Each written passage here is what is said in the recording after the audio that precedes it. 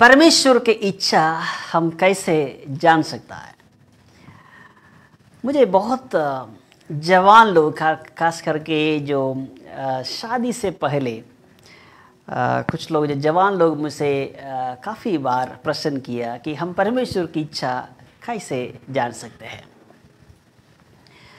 हम कभी हमेशा ये बोलते हैं कि हम परमेश्वर की इच्छा के अनुसार जीवित रहना है, परमेश्वर की इच्छा के अनुसार चलना है, लेकिन जब हमारा जीवन में इम्पोर्टेंट डिसीशंस लेने के लिए जब हमारा उम्र आता है तो हम काफ़ी कंफ्यूज्ड हो जाता है कि परमेश्वर की इच्छा हम कैसे जानें। परमेश्वर हमारा जीवन से क्या चाहते हैं, हमारा इच्छा और परमेश्वर की इच्छा इन दोनों में क्या अंतर है। मेरा इच्छा और परमेश्वर की इच्छा और इन दोनों में वो कैसे फ़र्क हम समझ सकते हैं। परमेश्वर के वचन भी इस प्रकार कहते हैं कि आप हमारे मनोरथों को भी परमेश्वर पूरा करता है। इसका मतलब हम क्या अपनी इच्छा करना या हमारा डिज़ायर गलत है या नहीं, ये काफ़ी सारे क्वेश्चंस हमारे जीवन में आता है। मैं आपसे ये समझाना चाहता हूँ कि परमेश्वर का इच्छा के अनुसार हम जीवन व्यतीत करना, उसके विषय में हम थोड़ा सा चर्चा करेंगे। यदि आप आज कंफ्यूज्ड है तो आप कृपया ध्यान से सुने, क्योंकि परमेश्वर आपसे व्यक्तिगत रीति से बातचीत करेंगे। परमेश्वर के वचन से मैं पढ़ना चाहता हूँ कि पहला पत्रुस 4th चैप्टर, पहले पत्रुस उसका 4था अध्याय उसकी दूसरा आयत में ऐसे लिखा है कि ताकि भविष्य में अपना शेष शारीरिक जीवन मनुष्यों की अभिलाषाओं के अनुसार नहीं वरन परमेश्वर की इच्छा के अनुसार व्यतीत करे। इधर शारीरिक अभिलाषाओं के बारे में लिखा है और हमारे इच्छा और शारीरिक अभिलाषाओं के साथ जुड़ा हुआ है, और उसके अनुसार नहीं, परमेश्वर की इच्छा के अनुसार जीवन व्यतीत करे। यही है हमारा आज का विषय। लेकिन हम परमेश्वर की इच्छा कैसे जाने, ये तो सबसे बड़ा प्रश्न है। How to know the will of God in our life. आज मैं जो कर रहा हूँ क्या सच में परमेश्वर की इच्छा के अनुसार है? क्या मैं परमेश्वर की इच्छा से काफ़ी दूर हो चुका है? मेरा अपने समय में, एक सही समय में मैं परमेश्वर की इच्छा के अनुसार नहीं चला और वहाँ से मैं काफ़ी दूर हो चुका है। क्या मैं सच में उस परमेश्वर की इच्छा की जो अनुसार में क्या वापस अपने जीवन ला सकता है? ये हमारा कन्फ्यूजन है। हम कभी कभी सोचता है कि मैं परमेश्वर की इच्छा से काफ़ी दूर हो चुका, अभी मेरा कोई इलाज नहीं है, मेरे को कोई दूसरा रास्ता नहीं है, मुझे ऐसे ही जीना पड़ेगा, मुझे ऐसे मरना पड़ेगा। ये जो बातें कुछ लोगों के जीवन में है। लेकिन मैं आपसे ये बताना चाहता हूँ, परमेश्वर की कृपा, परमेश्वर की दया, परमेश्वर की अनुग्रह हमेशा हमारे साथ है। परमेश्वर कभी हमें छोड़ता नहीं है। उड़ाऊ पुत्र के विषय में आप सब जानते हैं। एक घर का एक बेटा अपना इच्छा के अनुसार घर छोड़कर चले जाता है। पिता का अपनी इच्छा है, पिता को अपने बेटे के बारे में, बेटों के विषय में काफ़ी उम्मीद है। हमेशा हमारा भी जीवन में उम्मीद है हमारे बच्चों के प्रति, या हमारा बाप को भी, माँ को भी हमारे लिए बहुत बड़ा उम्मीद रख के हमें पालन पोषण करता है। इसी प्रकार उड़ाऊ पुत्र की वो जो पिताजी हैं, उनके जीवन में भी बच्चों के प्रति बहुत अच्छा उम्मीद था। लेकिन क्या है, बेटा अपनी इच्छा के अनुसार जाने के लिए कोशिश किया।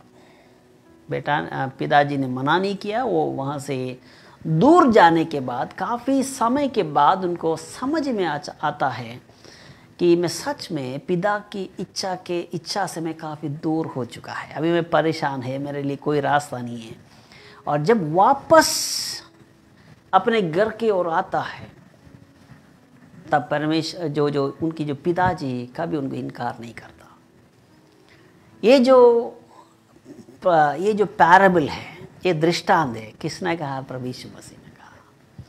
ये प्रभु यीशु मसीह का दृष्टांत है। इसका मतलब उद्धार पुत्र की जो पिताजी को परमेश्वर के साथ तुलना करते हुए ये जो कहानी से हमें ये सिखाना चाहते हैं, यदि हम परमेश्वर से दूर जाने के बाद भी एक बार हमारे जीवन में एक पश्चाताप का भावना आता है, तो हमें लगता है कि मुझे वापस जाना चाहिए।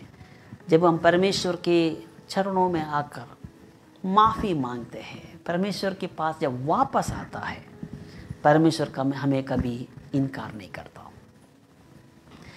यहाँ पर पत्रस की पत्री में हमें ये देखा कि परमेश्वर की इच्छा के अनुसार हमारा जीवन को व्यतीत करना। लेकिन जब हमारा इच्छा के अनुसार जब हम चलते हैं, हमारा इच्छा हमेशा शरीर का अभिलाषों के आधार पर हमारा इच्छा होता है। जब हम एक डिसीजन लेते हैं, कोई भी कार्य हम करने के लिए कोशिश करता है, केवल पाप की बात नहीं और साधारण बात में भी, हमारा नौकरी के विषय में हो या हमारा मैरिज के विषय में हो या हमारा पढ़ाई के विषय में भी हो, कोई भी बातें जब हम एक निर्णय लेते हैं, हम अपने कंफर्ट जोन के बारे में हम सबसे प्रथम स्थान देते हैं। हमारा कंफर्ट जोन, क्या मैं ये डिसीजन लेने से मेरे लिए क्या सुविधा मिलता है, मैं ये संस्था ज्वाइन करने से मेरे लिए क्या लाभ है। मैं सेवकाई में भी ऐसा है। कुछ लोग हमसे, 2-3 लोग मेरे से पूछा कि आपको क्या लाभ है, जब प्रचार करने से भी आपको क्या लाभ मिलता है, आपको कितना पैसा मिलता है, क्या लाभ है आपके लिए। कुछ लोगों के मन के अंदर ये सोच है कि कोई भी चीज़ें करने से अपना शरीर के लिए, अपने परिवार के लिए, अपनी सारे बातों के लिए कुछ लाभ है, क्योंकि मनुष्य की स्वभाव ऐसे है। क्योंकि मनुष्य की इच्छा हमेशा शरीर की अभिलाषा के साथ जुड़ा हुआ है। पाप हम क्यों करते हैं? पाप करने से शरीर की अभिलाषा को पूरा होता है, मतलब शरीर की अभिलाषा पूरा करने के लिए कोई मनुष्य पाप करता है। इसका मतलब पाप करना शुरुआत में अच्छा लगता है, लेकिन बाद में हमारे लिए बुरा है। That means the beginning of sin is pleasurable, the end is terrible. पाप करने के लिए जब हम कोशिश करते हैं या पाप करते हैं, तब हमारा शरीर के लिए सुख मिलता है। That means we enjoy, ये pleasurable है, हमारे लिए अच्छा लगता है, लेकिन उसके बाद ये बुरा है। इसी प्रकार कोई भी बातें जब हमारा जीवन में करते हैं, हम मनुष्य क्या करते हैं, हमारा शरीर की अभिलाषा, हमारा शरीर की सुख या शरीर के लिए क्या लाभ है। जब हम एक घर खरीदते हैं, तब भी हम ये देखते हैं हमारे लिए सारे सुविधा है कि पानी वहाँ मिलेगा या बिजली वहाँ पर है या रोड है। ये सारे बातें हमारे शरीर के साथ संबंध है। इसी प्रकार एक बैचलर स्पिंस्टर जब शादी के विषय में देखते हैं, जब मतलब शादी के लिए जब हम वो लोग किसी को ढूंढते हैं, पार्टनर को ढूंढते हैं, तब भी वो सुंदरता को देखता है, फेस को देखता है, शरीर की आकृति को देखता है। क्यों? क्योंकि ये जो इच्छा शरीर के साथ जुड़ा हुआ है। लेकिन मनुष्य जब बाहर से जब देखते हैं, उनका जो इच्छा शरीर का अभिलाषों के साथ जुड़ा हुआ है। वो मनुष्य केवल भविष्य को नहीं देखते हैं, भविष्य की बातें नहीं देखते, लेकिन शरीर की अभिलाषों के साथ हमारी इच्छा को जोड़ देते हैं। इसलिए मनुष्य की इच्छा कभी सक्सेसफुल नहीं होता। We always fail in our desire because our desire is connected with our body, our life, our own personal enjoyment. इसलिए मनुष्य हमेशा फेल होता है। लेकिन जब परमेश्वर हमारे लिए सोचता है, परमेश्वर हमारे शरीर की सुख के बारे में केवल नहीं सोचता है, हमारे सुरक्षा को देखता है, हमारा भविष्य को देखता है, हमारे हर प्रकार की बातें, हमारा आखिरी सांस तक हमारे लिए कोई हानि ना हो, हम सुरक्षित रहे, ये सारे बातें सोचते हुए परमेश्वर का डिसीजन, परमेश्वर का चॉइस हमारे लिए परमेश्वर तैयार करते हैं। लेकिन शुरुआत हमारे लिए वो अच्छा नहीं लगता है, या परमेश्वर का उस इच्छा को पूरा करने के लिए, परमेश्वर के समय के लिए हम इंतजार नहीं करते हैं, इसलिए हम हमेशा असफल होता है। Are you ready to wait for his time? परमेश्वर के समय के लिए क्या आप इंतजार कर सकता है, या अपने इच्छा को जल्दी ही पूरा करने के लिए, या आपकी नज़रों में आपको लगता है कि यही है सब कुछ, यही है मेरे लिए, यही है, it's God given, it's a God choice, या परमेश्वर मेरे लिए तैयार किया। इस प्रकार से हम खुद निर्णय लेते हुए हम एकदम उस डिसीजन को लेते हैं। मैं क्या बोलना चाहता हूँ कि हम परमेश्वर का इच्छा को क्या हमने पहचाना है? क्या हम परमेश्वर की इच्छा को समझा है? क्या आपने गलत डिसीजन लेते हुए आज भी पछता रहा है? आज भी आप दुखी है कि आपने जो समय पर, सही समय पर आपने गलत निर्णय लिया, वो पछतावा आपको हमेशा डिस्टर्ब कर रहा है। I want to tell you that today is your time. आज आपके लिए समय है परमेश्वर के पास वापस आकर ये कहे, परमेश्वर मैं आपका हूं, मैं अपने इच्छा के अनुसार दूर चले गया, लेकिन आपकी इच्छा के उस ट्रैक में, उस रास्ता में मैं वापस आना चाहता हूँ।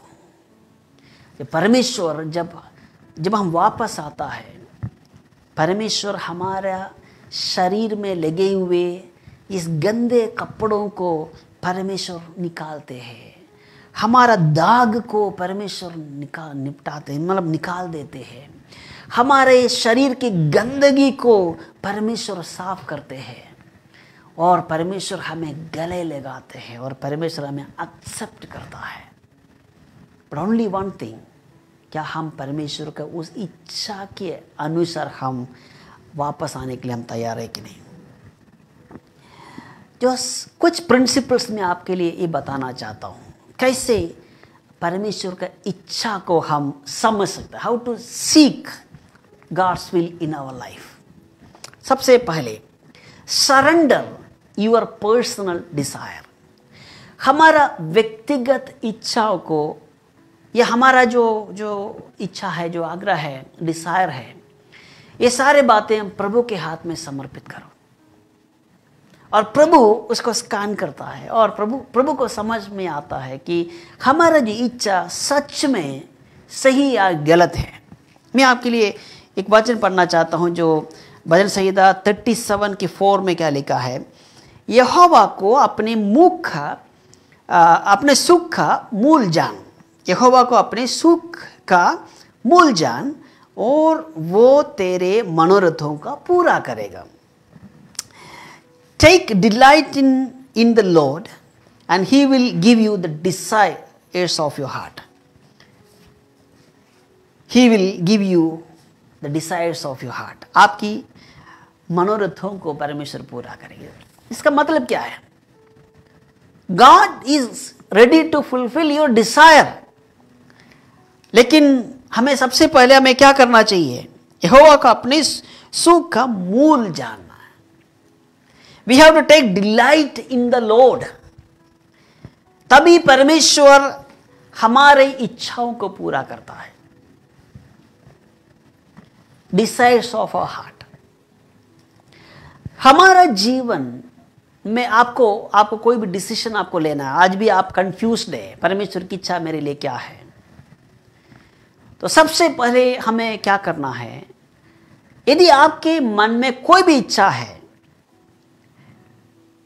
और आपको कंफ्यूज्ड है कि सच में ये प्रभु की ओर से है, वो इच्छा परमेश्वर की पास जाकर वो समर्पित करेंगे। If you surrender your desire into the Lord's hand, परमेश्वर वो इच्छा को सबसे उत्तम बनाकर परमेश्वर आपको तृप्त करेंगे। फॉर एग्जाम्पल, आपको एक घर खरीदना है, ये हमारा सबका इच्छा है, ये गलत नहीं है। एक घर के बारे में सोचना या घर खरीदने के बारे में सोचना गलत नहीं है, इट्स अ राइट थिंग। आजकल ये सोचना, मन के अंदर ये डिजायर रखना गलत नहीं है। और दूसरा उदाहरण, आपको एक कार खरीदना है या अपनी बच्चों की शादी के विषय में आपको प्लानिंग करना है, ये सब अच्छा डिजायर है। यदि आपकी बच्चों की जो एजुकेशन के बारे में, कौन सा कॉलेज में आपको एडमिशन दिलाना है, ये सब अच्छा डिजायर है। लेकिन हम कंफ्यूज्ड है कि हम उसको कैसे पूरा करें। जैसे मैंने बोला, आपको गाड़ी खरीदना हो या घर खरीदना हो या एजुकेशन के बारे में सोचना हो, हम क्या करते हैं कि कोई भी डिजायर हमारे सामने आता है, यदि आपके पास अच्छा संपत्ति है तो परमेश्वर की पास जाकर उस डिजायर को परमेश्वर के हाथ में समर्पित करने के लिए हम कोशिश नहीं करता, क्योंकि हमें मालूम है कि if you throw money you will get everything। एक अच्छा कॉलेज में आपको, आपके बेटे के या आपको एडमिशन चाहिए, लेकिन किसी जुगाड़ या किसी को पैसा देने से आपको आसानी से एडमिशन मिल सकता है, ये बातें सोचते हुए आप प्रार्थना ही नहीं करते, आप पैसा देने के लिए आप कोशिश करता है। या आपके पास अच्छा पैसा है या उस पैसा के अनुसार आपको घर बनाने के लिए आप कोशिश करता है, तो you are trying to find out good architect, engineer या मेसरी या ये सारे लोगों को आप खुद ही ढूंढने के लिए कोशिश करते, क्योंकि आपके पास पैसा है। आपको उसको परमेश्वर के सम्मुख में रखने के लिए आपके पास टाइम नहीं है। या आपको एक गाड़ी खरीदना है तो आप हर शोरूम में जाएंगे, तो वहाँ पर एक सेल्समैन, जैसे आप एक शोरूम में जाने के बाद सेल्समैन आएंगे, आपको सारे एक्सप्लेन करेंगे, किसी भी कीमत पर आपको उसको गाड़ी देने के लिए आपको कोशिश करेंगे।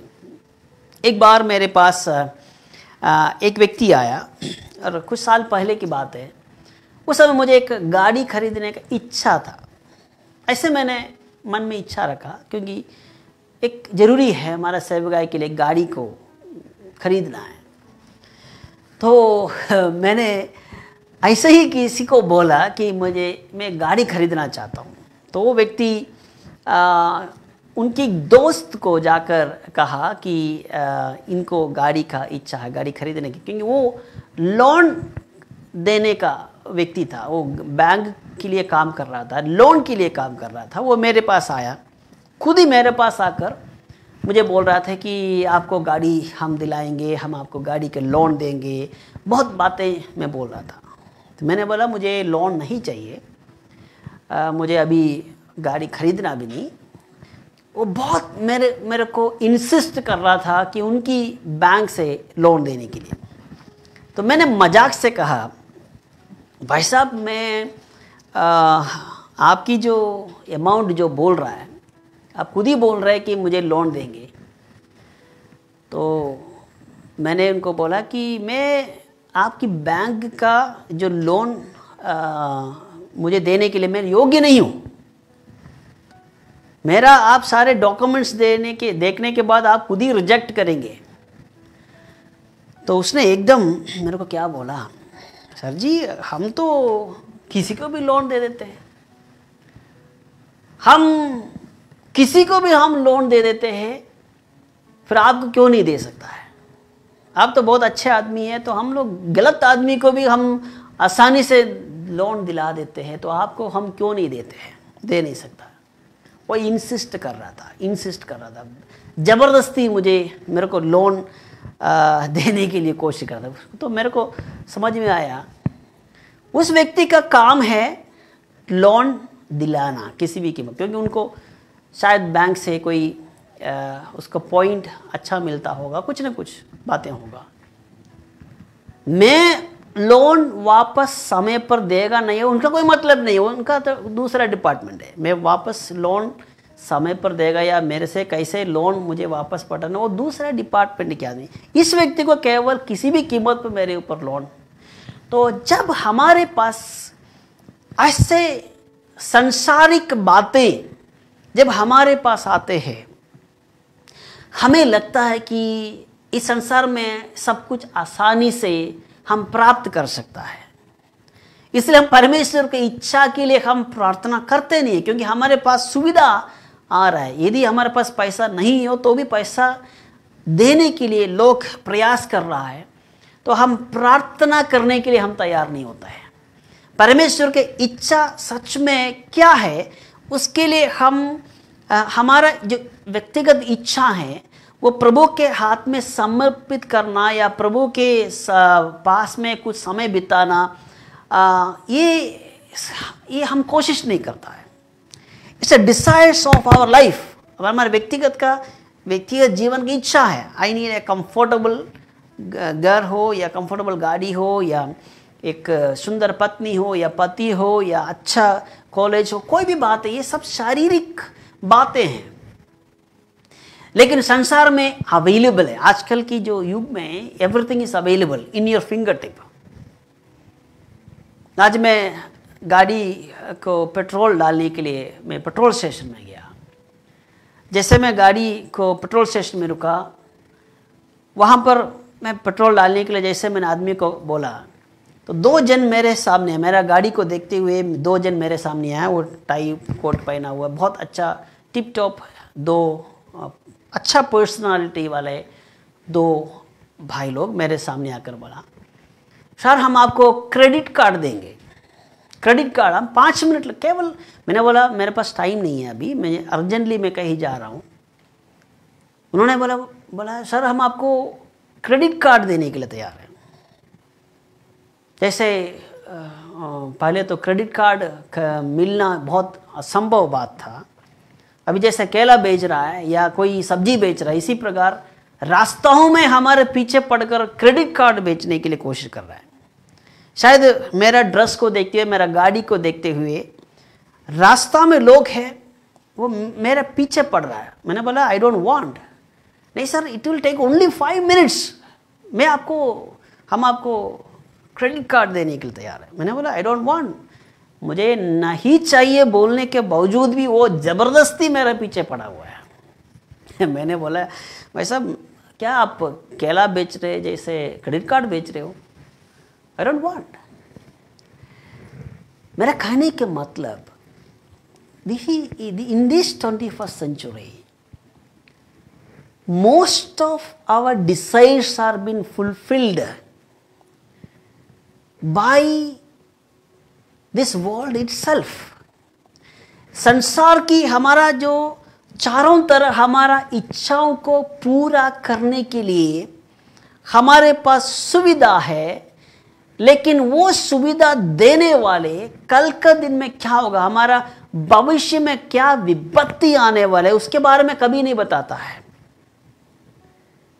कोई इन्वेस्टमेंट करने के समय उनकी जो टर्म्स एंड कंडीशन में सबसे छोटे छोटे अक्षरों में या टीवी में आप ऐड आते इतना जल्दी बताते, हमें समझ में नहीं आता कि उसकी कितना खतरा है, व्हाट इज द प्रॉब्लम। इसलिए आप थोड़ा सा केयरफुली, ये बहुत छोटे अक्षरों में लिखा होगा। You have to read through our terms and condition, all this things.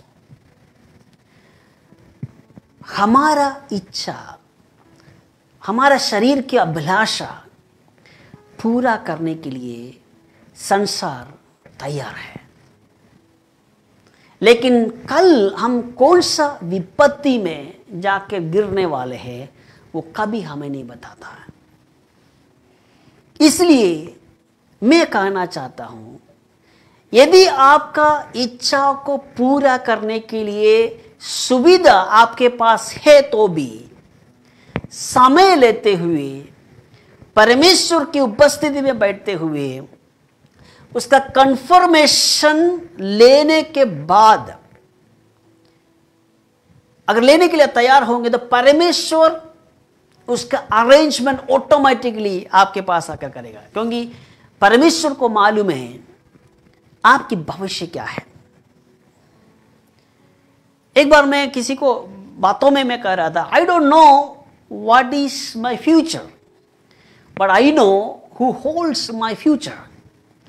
मेरा भविष्य क्या है मैं नहीं जानता, लेकिन मैं इतना जानता हूं कि मेरा भविष्य किसके हाथ में है, इसलिए मुझे चिंता करने की जरूरत नहीं है।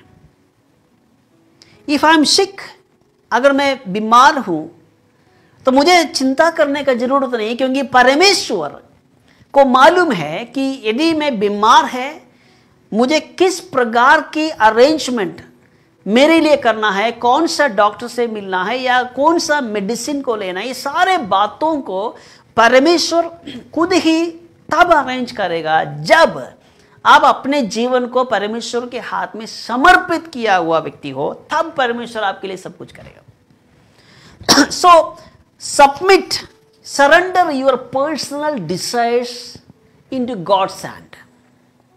ये प्रिंसिपल हमारा जीवन में हमेशा याद रखना है। परमेश्वर से कहे, परमेश्वर I don't know what is happening, everything is available in and around me, but I want to seek your will. दूसरी बात मैं बताना चाहता हूं, meditate on God's word. If you want to understand the will of God, यदि परमेश्वर की इच्छा को आपको जानना है तो परमेश्वर का वचन को हर प्रतिदिन मनन करना है। तब आपको लगेगा, आपको समझ में आएगा कि गुड एंड बैड क्या है। परमेश्वर की वचन आपके अंदर है तो संसारिक बातों को या परमेश्वर की ईश्वरीय बातों को कैसे अलग करना या उसको कैसे पहचानना, ये परमेश्वर को वचन आपको सहायता करेगा। If you are a man of God who meditate on God's word on a regular basis, you will have that quality in your life. You will have the gift of discernment in your life to see what is good or what is bad in your life, to select in your life. परमेश्वर की वचन को हर दिन meditate करने से परमेश्वर आपको ऐसा सामर्थ्य देगा, परखने का वरदान देगा, गलत और सही चीजों को परखने के लिए परमेश्वर आपको सहायता करेगा। भजन संहिता 119 की 105 में क्या लिखा है? भजन संहिता 119 और उसकी 5 में मैं आपके लिए पढ़ना चाहता हूं। भजन संहिता 119 105, उसमें ऐसे लिखा है, तेरा वचन मेरे पाव के लिए दीपक है और मेरे मार्गों के लिए उजियाला है।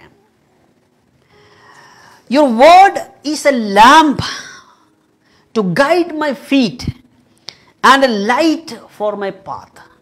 परमेश्वर के वचन आपको सारे चीजों के लिए रास्ता दिखाएगा।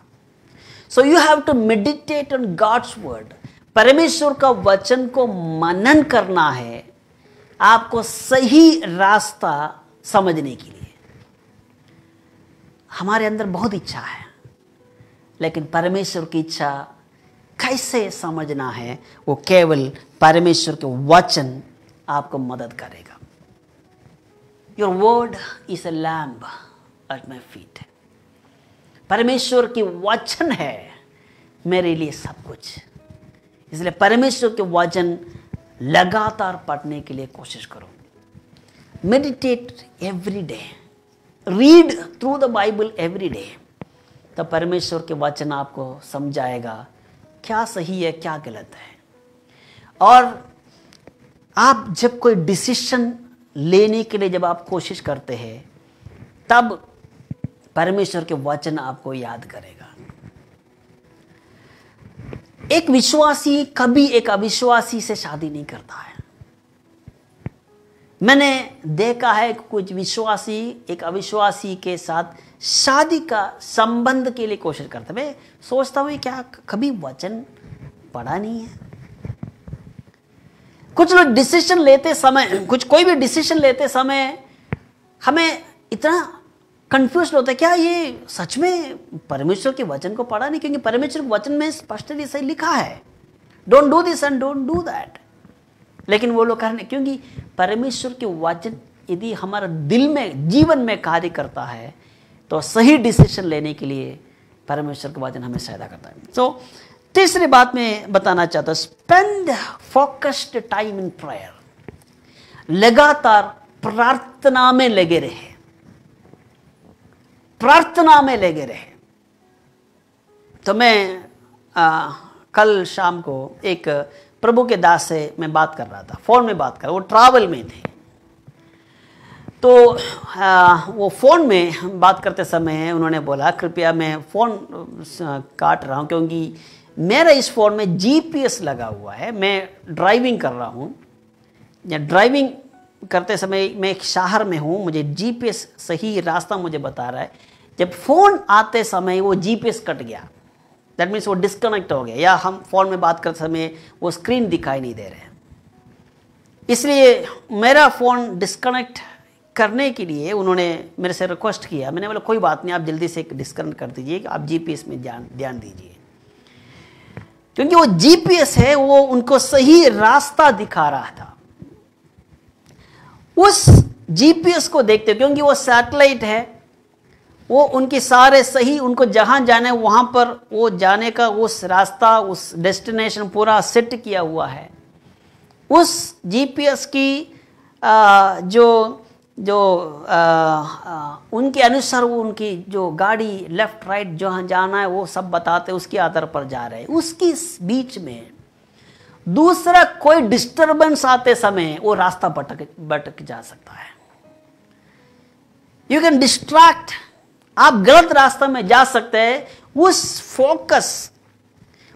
फोकस अगर गलत हो गया है या इधर उधर आपने देख लिया है तो आपका रास्ता गलत हो सकता है। कल शाम को मैं ऐसे में वॉकिंग कर रहा था तो एक स्कूटर वाला मेरे को हिट करने के लिए कोशिश कर रहा था। तो मैं वहाँ पर एकदम रुका। वो स्कूटर मेरे ओर आ रहा है, लेकिन वो स्कूटर बहुत आराम से आ रहा है, लेकिन उसकी साइड में कोई दुकान के बोर्ड देखते हुए आ रहा है। फिर मैं वहाँ पर मैं थोड़ा रुका, वो मेरे ऊपर आ रहा है कि मैंने एकदम साइड में आया और उसके चेहरे पे मैंने ध्यान रखा। जहाँ मैं खड़ा था उसको भी क्रॉस करके आगे गए, लेकिन तब तक उनका फेस कोई दुकान के साइड में था। तो मैं सिर में हाथ रखा, यार कैसे आदमी है, गाड़ी चलाते समय फ्रंट को ना देखते हुए लेफ्ट में देखते हुए ऐसे जा रहा है। यदि मैं वहाँ से नहीं गया, मैं एकदम हटा नहीं है, तो मेरे ऊपर वो आ सकता था। हमारे जीवन में ऐसा होता है।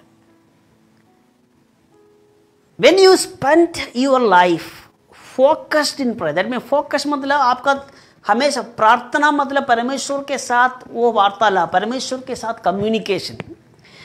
प्रार्थना लगातार आपकी मेरा जीवन में होना चाहिए, जिससे परमेश्वर के साथ हमारा संबंध, वो जो कनेक्शन हमेशा बना रहेगा, जिससे आपको सही मार्ग, परमेश्वर की इच्छा के अनुसार आपको जाने के लिए सही मार्ग वो दिखाएगा। So you have to tune your life according to God's will. पहले हमारा बचपन में एक रेडियो होता था, रेडियो ट्यून करना पड़ता था। आपको भी मालूम है कि आपकी कार में एफएम रेडियो स्टेशन होगा, उसमें उनकी जो सही नंबर पर आपको ट्यून करना पड़ेगा, तभी वो स्टेशन आपको मिलता है। आप वैसे घुमाने से नहीं आएगा। You have to tune your radio according to the frequency of your station, that station, particular station where you want to hear radio, then only you can listen to that radio.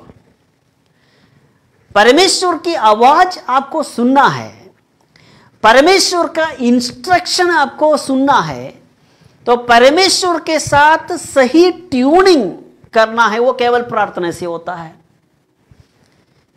प्रार्थना केवल यही मार्ग है जिससे परमेश्वर के साथ आप सही ट्यूनिंग रख सकता है। So you have to continue focused in prayer. Fourth बात है, सीक अदर पीपल्स एडवाइस। ये सबसे एक महत्वपूर्ण बात है। लेकिन अदर पीपल, जब मैंने थोड़ा सा ध्यान से मैं बोलना चाहता हूँ। कुछ समय पहले, कुछ मंथ पहले एक बहन ने मेरे को बताया, मैंने पर्सनली मुझे बताया कि मुझे उनको मैरिज प्रपोजल आ रहा है, और उनकी मन में एक क्वेश्चन है, क्योंकि मुझे वो उनकी आत्मिक गुरु या आत्मिक पिता जैसे मुझे मान रहा है, इसलिए मेरे को बताया कि पास्टर साहब मुझे मैरिज प्रपोजल आ रहा है या मैरिज मुझे करना है, परमेश्वर की इच्छा मुझे कैसे जानना है, आप मुझे समझा सकते हैं क्या? तो मुझे अच्छा लगा कि मैं उनको थोड़ा सा वचन से मैंने उनको समझाया, मैंने प्रार्थना करने के लिए भी बोला, और उनका कुछ कंफ्यूजन था, वो मेरे से पूछ रही थी, और मैंने उनको बताया।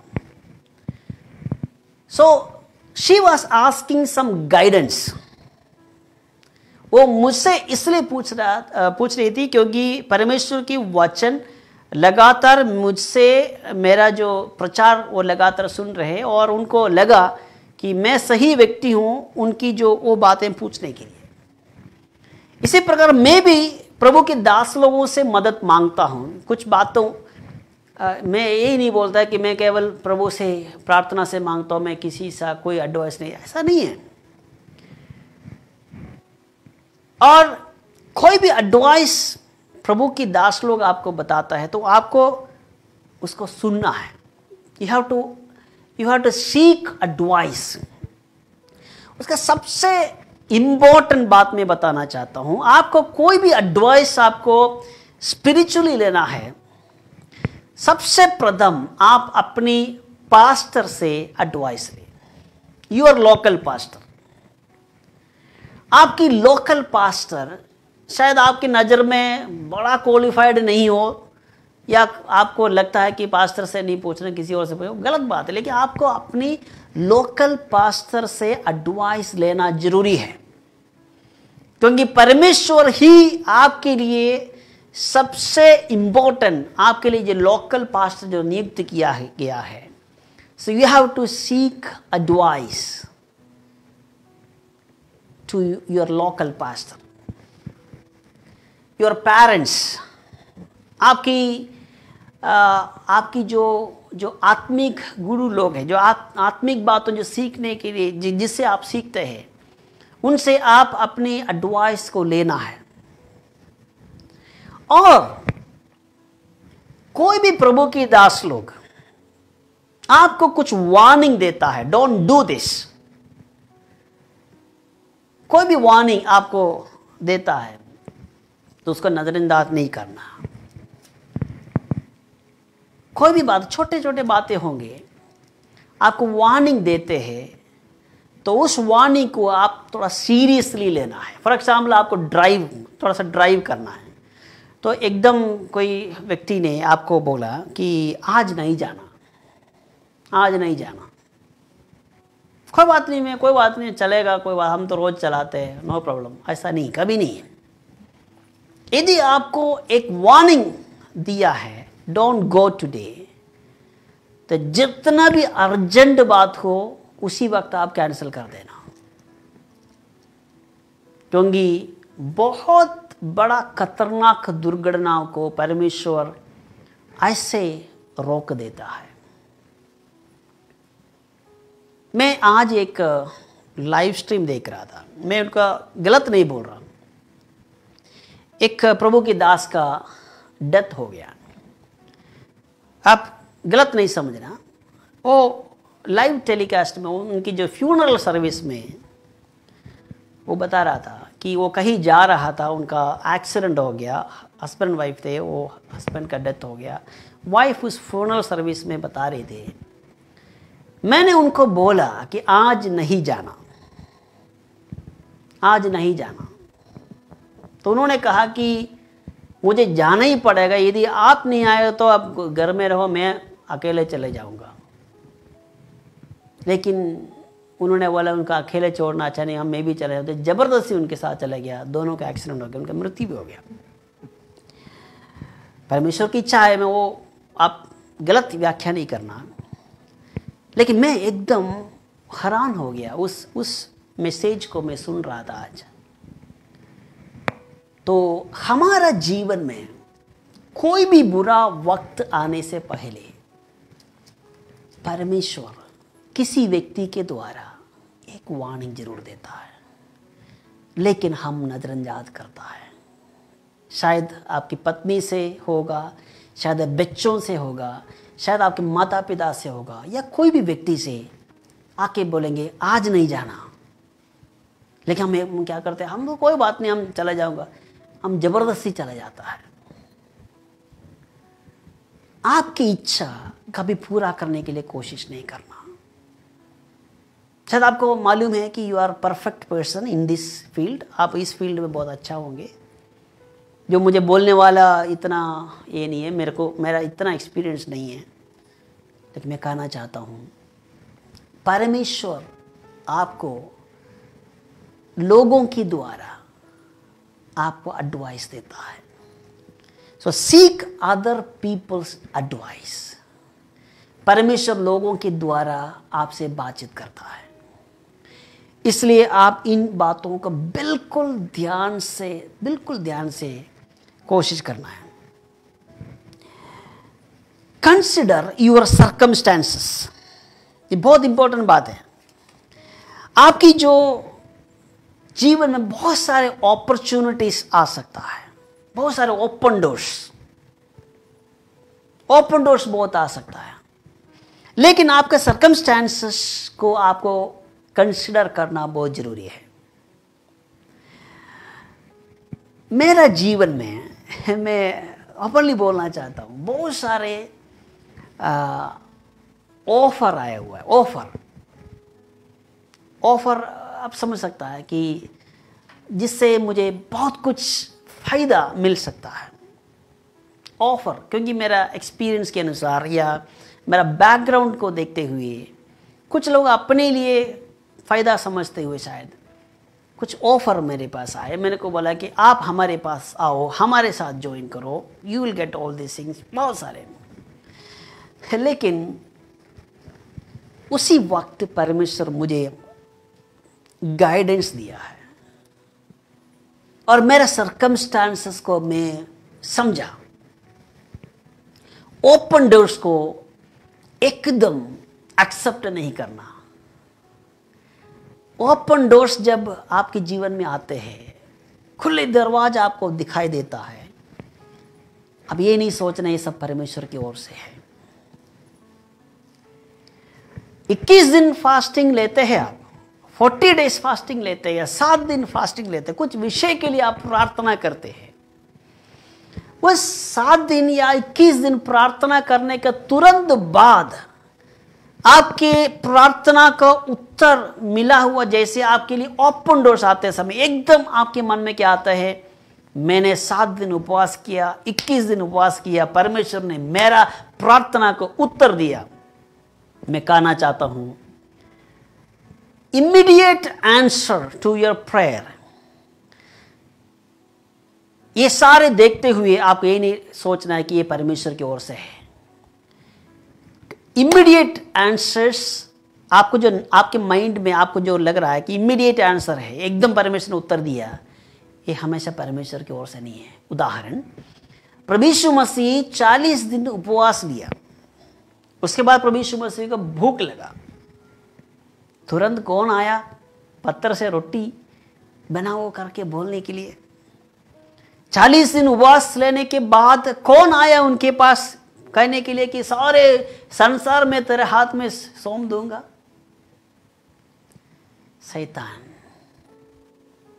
भूख लगा, क्योंकि प्रभु यीशु मसीह के उस वक्त का जरूरत है कि रोटी, क्योंकि भूख लगा। 40 डेज उपवास है, ऑन द स्पॉट। उनके पास कोई चेले नहीं आया, उनके पास कोई पड़ोसी नहीं आया, उनका माँ नहीं आया, उनका जानने वाला कोई भी रोटी लेकर नहीं आया। जब हम 7 दिन उपवास लेते हैं तो हमारा कलीसिया वाले खाने के लिए रेडी, या हम कहीं भूख लगता है तो हमारे लिए बहुत सारे लोग खाने के लिए रेडी होता है। लेकिन प्रभु यीशु मसीह के पास कोई भी नहीं आया। सबसे पहले उनकी जरूरत पूरा करने के लिए शैतान आया, लेकिन वचन से प्रभु यीशु मसीह लड़ा। वचन में ऐसे लिखा है। अगर हम उनकी जगह में क्या बोलते, देखो मैंने 40 डेज फास्टिंग लिया, परमेश्वर ने एकदम मेरे लिए रोटी प्रबंध किया है, परमेश्वर ने मेरे लिए इतना बड़ा पोजीशन दिया है, हमें लग रहा है कि सब परमेश्वर की ओर से। मैं कहना चाहता हूं इमीडिएट आंसर्स, जो आपकी जो प्रार्थना को उत्तर आपको लग रहा है, ये परमेश्वर की ओर से नहीं है। परमेश्वर धैर्य से उत्तर देता है। ही टेक टाइम। परमेश्वर समय लेते हुए आपको उत्तर देता है। आपकी जरूरतें एकदम पूरा किया है करके आप विश्वास नहीं करना। इसलिए आपकी जो जो जरूरत है उसको, अगर आपको ओपन डोर्स अगर आपको दिखाई दे रहे तो बिल्कुल ध्यान दें और उसको परखने के लिए कोशिश करें। और आपकी think through your decision logically. आपकी जो डिसीजन, कोई भी निर्णय, आपकी इच्छा को जो कोई भी डिसीजन अगर आपको लेना है, थोड़ा बैठकर सोचें। आपको थोड़ी समय, you think through your experience, think through your past. परमेश्वर ने कौन कौन सा रास्ताओं में से आपको लेकर आया है, आपकी अनुभवों को आप उसको कनेक्ट करें। यदि आपकी जरूरतें पूरा करने के लिए आप प्रार्थना कर रहा है, परमेश्वर आपको पिछले दिनों में, पिछले महीनों में कौन कौन सा रास्तों में से लेकर आया, परमेश्वर आपको कौन सा मन्ना से आपको तृप्त किया, परमेश्वर आपकी मधुभू यात्रा में कहां कहां से परमेश्वर आपको प्रबंध किया, थोड़ा याद करें। Don't fall into immediate offers. God has taken through all these wilderness journeys and you know what you have gone through. आपको मालूम है परमेश्वर आपको कौन सा रास्ता से परमेश्वर आपको लेकर आता है। इसलिए आपका जो डिसीजन लेते समय आप थोड़ी समय लेते उसका विचार करें। अपने बच्चों को पास में बुलाकर, अपने पास में बिठाकर अपना एक्सपीरियंसेस को शेयर करें। How God has provided in your life, in our life. आजकल जवान बच्चे लोग कहां कहां से इंफॉर्मेशन कलेक्ट करता है और गूगल से इंफॉर्मेशन कलेक्ट करता है। I want to tell you, you can collect all kinds of information through YouTube and Google, but कोई भी experiences को वो चीजें हरा नहीं सकता है। आपको इंफॉर्मेशन बहुत मिल जाएगा। अपने बच्चों को पास में बुला के अपने एक्सपीरियंसेस को शेयर करें। यदि आप प्रभु के दास है तो मैं कहना चाहता हूं, यदि आप प्रचारक है, प्रचार करते हैं कलीसिया में या फेसबुक में प्रचार करते हैं, आपकी 20% of your message should be included with your personal testimony, your experience. मुझे एक प्रभु के दास ने सिखाया, प्रचार करते समय कम से कम 20% आपकी प्रचार में आपने जो अनुभव किया, आपने जो सामना किया, आपकी जो एक्सपीरियंसेस को उसमें शामिल करना है। इसलिए मैं बीच बीच में कभी मेरा एक्सपीरियंस में भी बोल देता हूं। We have gone through lots of experience in our life. If you are a man of God who preached God's word, you have to preach along with your experience. एक दिन मेरा बेटा मेरे से पूछ रहा था कि आप प्रचार कर रहे थे, वो प्रचार के लिए आपको कितना समय लगा, जो प्रिपेयर करने के लिए कितना समय लगा। I said last 22 years, अभी 1 घंटे में प्रचार कर रहा हूँ। तो बेटा पूछ रहा था कि आपको कितना समय लगे 1 घंटे का प्रचार के लिए। I said 22 years, क्योंकि 22 years हो गया था मैं प्रचार करते हुए। Now I am almost 24 years serving the God, serving the Lord. Since 1998 I am in full-time ministry, so it's almost 23 years. So our message, our preaching is not based on 20 minutes or 1 hour of preparing, writing, reading. No. So you have to logically think through your experiences, your testimonies before you take some decisions in your life.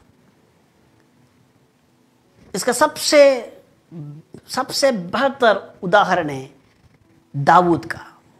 Goliath को मारने के लिए वो जा रहा था, वो 5 पत्थर अपने हाथ में लिया। उससे पहले राजा के पास जाकर अपना अनुभव को बताया, मैंने शेर को, मैंने भालू को मैंने खत्म कर दिया।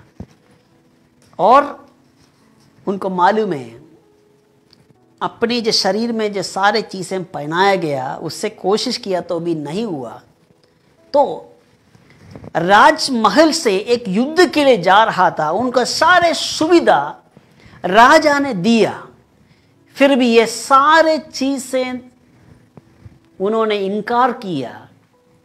और उनका अनुभव था, क्योंकि वो जंगल से जो सीखा, जो 5 पत्थर लेकर वो बड़ा सा युद्ध में जा रहा है।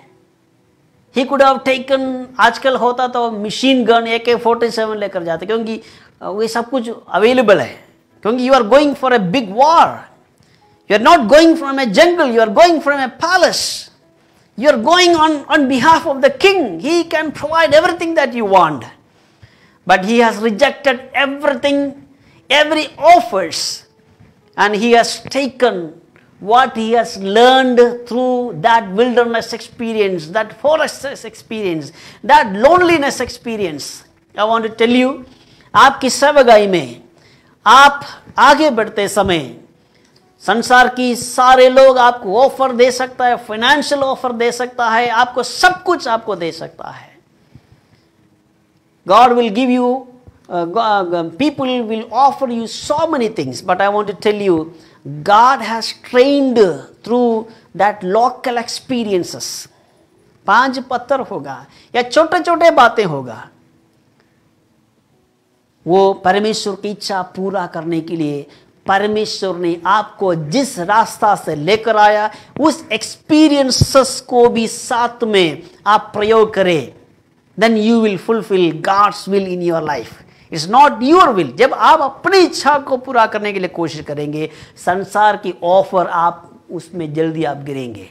But I want to tell you that God has taken through so much of hardship, so much of hard time, so much of difficult time, loneliness, discouragement, everything. But when you take a decisions in your life, when you want to understand God's will in your life, sit quiet and learn and think through your past, your experiences, and share your testimonies, and you will understand the perfect will of God in your life. मैं आपको बताना चाहता हूं, आप समझेंगे परमेश्वर के will, परमेश्वर की इच्छा आपके जीवन में क्या है। इसलिए परमेश्वर के हाथ में अपने जीवन को समर्पित करो और कभी हम नहीं हारेंगे।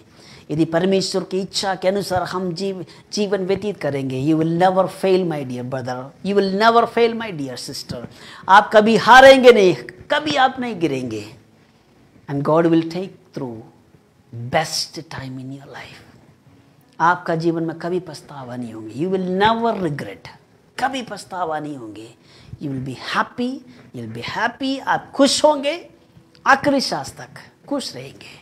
और मरते समय भी आप कहेंगे, I have run through this race, I have run the race. अभी जीवन का मुकुट मेरे लिए इंतजार कर रहा है। इस वचन से परमेश्वर आप सबको आशीष दे। मैं एक शब्द में आपके लिए प्रार्थना करना चाहता हूँ। प्यारे पिता, इस समय के लिए मैं धन्यवाद देना चाहता हूँ। मुझे देखने वाले सारे भाइयों बहनों के लिए मैं प्रार्थना करता हूँ जो परमेश्वर का इच्छा क्या है इन बातों के लिए जो कंफ्यूज्ड है, परमेश्वर उनके लिए मैं प्रार्थना करना चाहता हूँ। परमेश्वर उनको समझाए, उनको सही रास्ता दिखाए, प्रभु की इच्छा को पूरा करने के लिए उनको परमेश्वर आप मदद सहायता करें। जो वचन उनके जीवन में, उस वचन के अनुसार जीवन व्यतीत करने के लिए सहायता करें। मुझे देखने वाले सारे भाइयों बहनों को पिता, पुत्र, पवित्र आत्मा का नाम से मैं आशीष का प्रार्थना करता हूँ। प्रार्थना सुनने का धन्यवाद प्रभु यीशु मसीह के नाम से मांगता हूँ। Praise the Lord, thank you so much for watching me। मुझे सुनने के लिए और देखने के लिए बहुत धन्यवाद करते हैं, शेयर करने के लिए धन्यवाद करते हैं। 5 स्टार मिनिस्ट्री के लिए मैं धन्यवाद देना चाहता हूँ। उन्होंने मुझे इस प्रचार के लिए योग्य बनाया या मुझे मौका दिया और समय दिया, और सारे एडमिन्स के लिए मैं धन्यवाद देना चाहता हूँ। और मुझे देखने वाले सारे भाइयों बहनों को हृदय से धन्यवाद देना चाहता हूँ। आगे भी परमेश्वर के वचन को सुनते रहे। प्रभु आपको आशीष दे। God bless you.